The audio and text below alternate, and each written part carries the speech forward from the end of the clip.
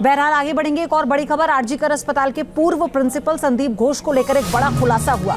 संदीप घोष को ममता बनर्जी ने विश किया था। ममता बनर्जी ने संदीप घोष को बर्थडे विश किया था, बाकायदा एक लेटर लिखा था।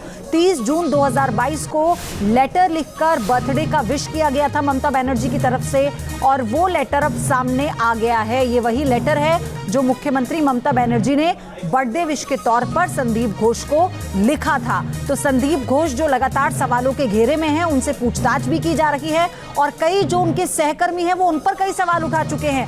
जो स्टाफ है अस्पताल का, वो संदीप घोष पर कई संगीन आरोप लगा चुका है, कई सवाल उठा चुका है। अब ऐसे में ये लेटर का सामने आना, इसके मायने क्या हो जाते हैं? क्या ये जांच में किसी प्रकार का कोई सहयोग करेगा, या अब इस पर ममता बनर्जी क्या रिएक्ट करती हैं, ये भी देखना होगा।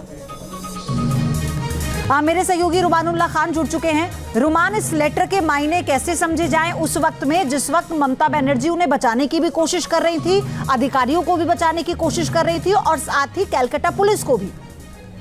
और ये वही समय था पयोधी जब संदीप घोष के खिलाफ लगातार शिकायतें मिल रही थी और उनका खिलाफ जांच भी शुरू थी। उस समय में ये चिट्ठी लिखी गई थी जिसमें बर्थडे विश किया गया था, लेकिन सूत्र बता रहे हैं कि सिर्फ ये एक नहीं, और भी कई बर्थडे पर संदीप घोष को मुख्यमंत्री ममता बनर्जी के द्वारा विश किया गया था।